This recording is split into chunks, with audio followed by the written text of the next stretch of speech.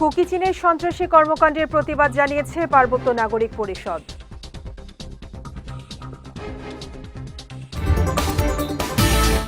এবং সাগরে ৬৫ দিনের নিষেধাজ্ঞা বাস্তবায়নে বিশেষ অভিযান শুরু কোস্টগার্ডের।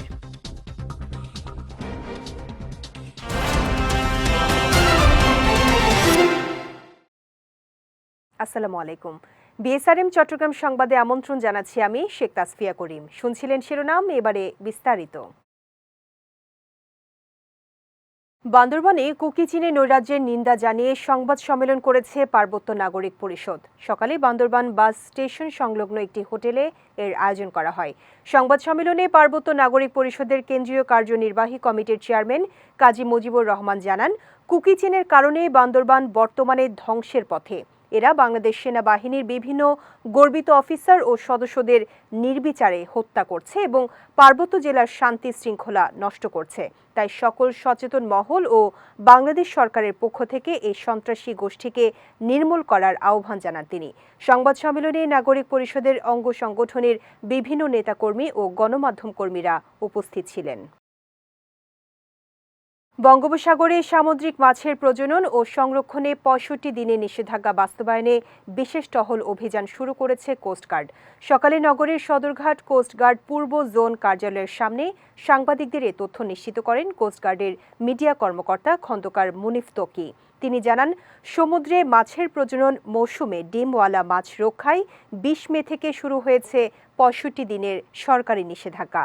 এই নিষেধাজ্ঞা বাস্তবায়নে উপকূলীয় বিভিন্ন এলাকায় মাছ ধরার কাজে জড়িত জেলে ও ফিশিং বোটের মালিক শ্রমিকদের সচেতন করতে মাইকিং ও লিফলেট বিতরণ করছে কোস্টগার্ড। এ সময় যারা নিষেধাজ্ঞা অমান্য করবে তাদের শাস্তির আওতায় আনা হবে বলে হুঁশিয়ারি দেন তিনি।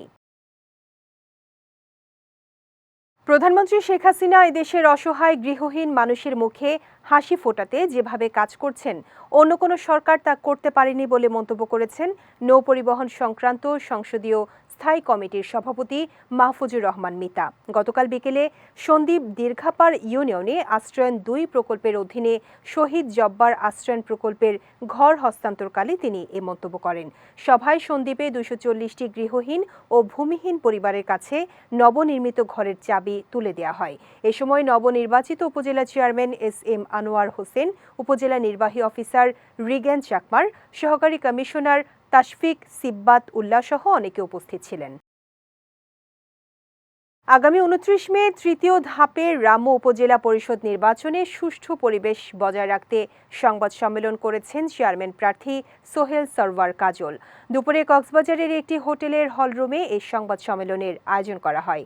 এ সময় লিখিত বক্তব্য পাঠ করেন রামু উপজেলা আওয়ামী লীগের সাধারণ সম্পাদক শামসুল আলম মণ্ডল। সংবাদ সম্মেলনে ভোটের সুষ্ঠু পরিবেশ বজায় রাখতে সংশ্লিষ্ট কর্তৃপক্ষের হস্তক্ষেপ কামনা করেন তিনি। তরুণ প্রজন্মকে উদ্বুদ্ধ করতে সরকারের উন্নয়নকে স্বাগত জানিয়ে শোভাযাত্রা করেছে সরকারি হাজী মোহাম্মদ মহসিন কলেজ ছাত্রলীগ। গতকাল কলেজ ছাত্রলীগের আহ্বায়ক কাজী নাইমের নেতৃত্বে ছাত্রলীগ নেতাকর্মীরা এর আয়োজন করেন। শোভাযাত্রাটি কলেজ থেকে বের হয়ে বিভিন্ন সড়ক প্রদক্ষিণ করে কলেজ ক্যাম্পাসে এসে শেষ হয়। এ সময় ছাত্রনেতা মিনহাজ, মফিজ, নাইম, খুশি, বাবু, আরাফাত সহ অন্যান্যরা উপস্থিত ছিলেন।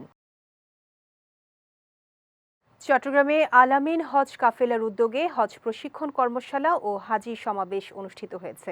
গতকাল বিকেলে নগরের একটি কমিউনিটি সেন্টারে হজ কাফেলার চেয়ারম্যান মাওলানা আব্দুল নবী আল কাদেরির সভাপতিত্বে অনুষ্ঠানে প্রধান অতিথি ছিলেন মুফতি আব্দুর রহিম আল কাদেরি।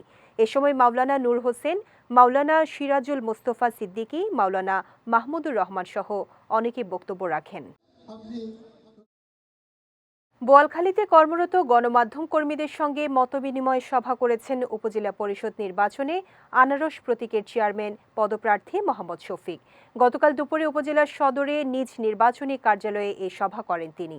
এ সময় চট্টগ্রাম দক্ষিণ জেলা আওয়ামী লীগের বন ও পরিবেশ বিষয়ক সম্পাদক বোরহান উদ্দিন ইমরান, আওয়ামী লীগ নেতা রফিক তালুকদার, বোয়াখালী প্রেস ক্লাবের প্রতিষ্ঠাতা সভাপতি মোজাহিদুল ইসলাম সহ গণমাধ্যম কর্মীরা উপস্থিত ছিলেন। অনুষ্ঠানে অবাধ, সুষ্ঠু ও নিরপেক্ষ ভোট গ্রহণ নিশ্চিত করতে সাংবাদিকদের সহযোগিতা চান তিনি। নির্বাচন সুষ্ঠু ও শান্তিপূর্ণভাবে সম্পন্ন হলেও বিজয়ী ঘোষণার 2 ঘণ্টা পর ফলাফল পাল্টে দেওয়ার অভিযোগ তুলেছেন হাটহাজারী মহিলা ভাইস চেয়ারম্যান পদপ্রার্থী বিবি ফাতেমা শিল্পী। গত মঙ্গলবার ফলাফল পাল্টানোর রহস্য উদ্ঘাটনের দাবি জানান তিনি। এ সময় ভোট জালিয়াতির বিরুদ্ধে নির্বাচন কমিশনের অভিযোগ ও ট্রাইব্যুনালে মামলা দায়েরের ঘোষণাও দেন তিনি। সংবাদ সম্মেলনে সাইফুল আজম শাকিল, শেখ জামাল, মোর্শেদ আলম সহ অন্যান্যরা উপস্থিত ছিলেন। দুনিয়ার মজদুর এক হও, হকার শ্রমিক জনতা গড়ে তুলো একতা। প্রতিবাদে নানা দাবিতে প্রতিবাদ সমাবেশ ও বিক্ষোভ করেছে চট্টগ্রাম মেট্রোপলিটন হকার্স সমিতি, চট্টগ্রাম হকার্স লীগ ও চট্টগ্রাম ফুটপাত হকার্স সমিতি।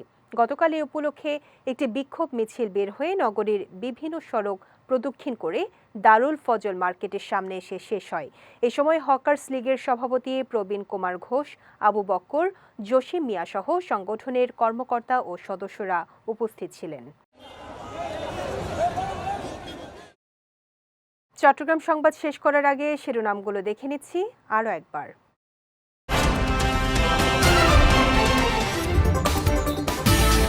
কুকি চীনের সন্ত্রাসী কর্মকাণ্ডের প্রতিবাদ জানিয়েছে পার্বত্য নাগরিক পরিষদ।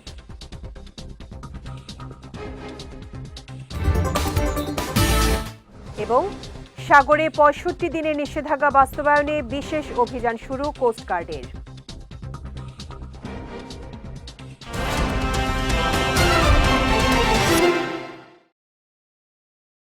চট্টগ্রাম সংবাদ শেষে আজকের মতো আমি শেখ তাসফিয়া করিম আপনাদের কাছ থেকে বিদায় নিচ্ছি। রাত ৯টা ১৫ আমাদের পরবর্তী বিজয় রাতের সংবাদ দেখার আমন্ত্রণ রইল। এছাড়াও আজকের চট্টগ্রাম সংবাদের ভিডিও দেখতে পারেন আমাদের ইউটিউব এবং ফেসবুক পেজে। আমাদের ইউটিউব হলো youtube.com/বিজয়টিভি এবং আমাদের ফেসবুক পেজ হলো facebook.com/বিজয়টিভি লিমিটেড। এতক্ষণ সঙ্গে থাকার জন্য ধন্যবাদ সবাইকে।